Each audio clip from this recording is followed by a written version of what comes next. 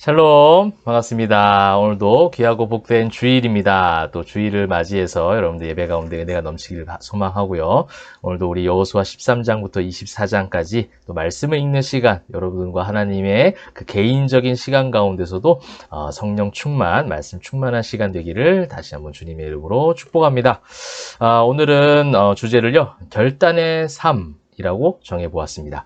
자, 결단. 우리가 참 결단이 필요합니다. 어제 여호수아 처음 우리가 말씀을 읽으면서 나누면서 했던 주제가 구원의 여정이었습니다. 그죠?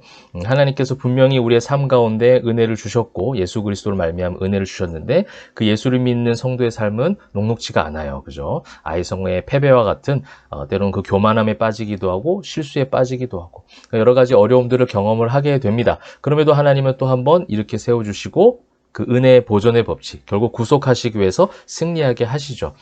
그러한 가운데 제가 어제 말씀드렸던 것처럼 그냥 하나님께서 다 해주시니까 그냥 가만히 있으면 되지라고 하는 그 출애굽 초반의 어린아이 같은 신앙에 머물러 있으면 안 된다라는 말씀을 드렸습니다. 경건한 무책임에 빠지면 안 되겠죠.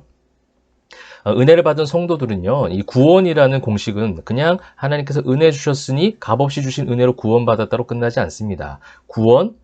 구원은요, 어떠한 산수 공식이 성립되어야 되냐면요, 칭의와 더하기 성화는 구원이 되는 거예요. 칭의 플러스 성화는 구원이다라는 것을 기억해 주시면 좋겠어요.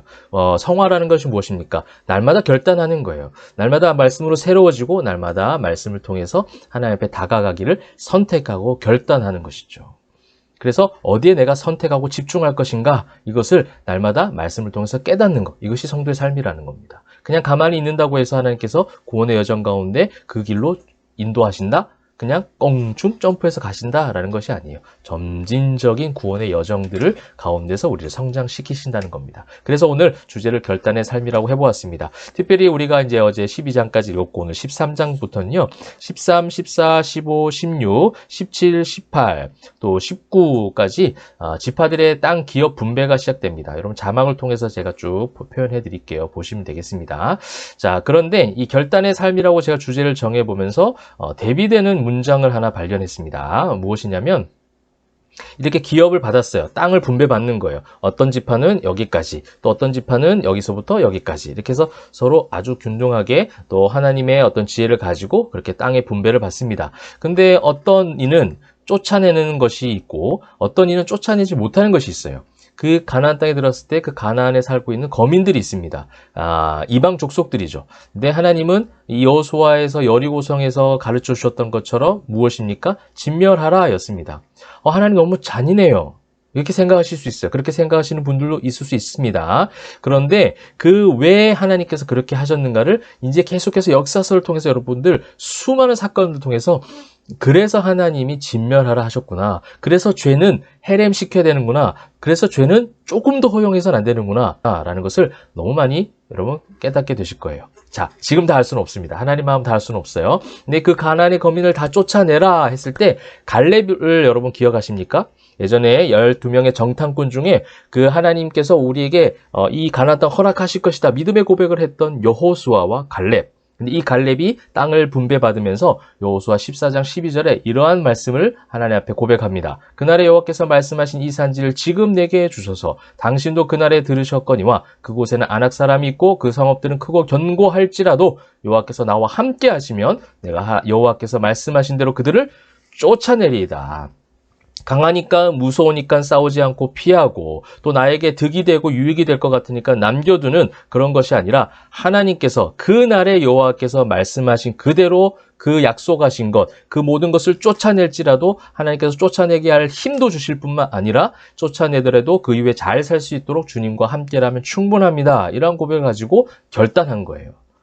그 반면에 여호수아 15장 63절에 보시면 예루살렘 주민 여부수 족속을 유다 자손이 쫓아내지 못하였으므로 여부수 족속이 오늘까지 유다 자손과 함께 예루살렘에 거주하니라 라는 말씀이 나오고 있습니다.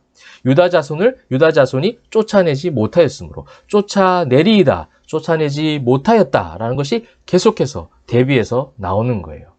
저는 그래서 이것이 결단의 삶으로 필요하다는 겁니다. 여러분 이제 20장 또 21장 도비성과 레인의 성읍이 나오고 22장에는 또 요단강 동쪽 지파의 귀향이 나오고요. 23장 여호수아의 고별 설교 또 24장 여호수아의 죽음에 대한 사건들을 이제 제목들을 제가 다 소개를 해드리는데 이러한 상황 가운데 여호수아가 마지막으로 유언과 같은 설교를 백성들에게 합니다. 결단의 삶을 살으라는 거죠. 여호수아 23장 12절이에요. 너희가 만일 돌아서서 너희 중에 남아있는 이 민족들을 가까이 하여 더불어 혼인하며 서로 왕래하면 확실히 알라 너희 하나님 여호와께서 이 민족들을 너희 목전에서 다시는 쫓아내지 아니하시리니 그들이 너희에게 올무가 되며 덫이 되며 너희 옆구리에 채찍이 되며 너희의 눈에 가시가 되어서 너희가 마침내 너희 하나님 여호와께서 너희에게 주신 이 아름다운 땅에서 멸하리라. 내가 죄를 헤렘 멸하지 않고 진멸하지 않을 때에 내가 죄 때문에 멸하게 되는 상황들이 생겨난다는 거예요. 하나님은 자녀들이 그렇게 되지 않기를 바라서 죄의 요소들, 죄의 원인들을 멸하라 명령하시는 겁니다. 여러분 적당하게 양발을 걸쳐서는 온전한 성도의 삶을 살기란 쉽지가 않습니다. 살 수가 없습니다. 말씀의 힘을 가지고 결단해야 합니다. 처음 쫓아내지 못한 것에 대한 괜찮은 핑계거리와 합리화가 있을 수 있습니다. 그러나 여호수아의 말대로 결국 훗날에 쫓아내지 못한 것들이 올무, 덫, 채찍, 가시가 되어서 돌아오는 것을 우린 앞으로 역사서를 통해서 많이 확인하게 됩니다. 이 정도쯤이야 사단의 생각이에요. 물리치시고 여호수아처럼 나와 내 집은 여호와만을 섬기겠다. 24장에 나와 있는 말씀처럼 그런 과감한 승리의 선포를 외치시는 저와 여러분 되는 그런 주의를 되시기를 다시 한번 주님의 이름으로 축복합니다. 감사합니다. 기도하겠습니다.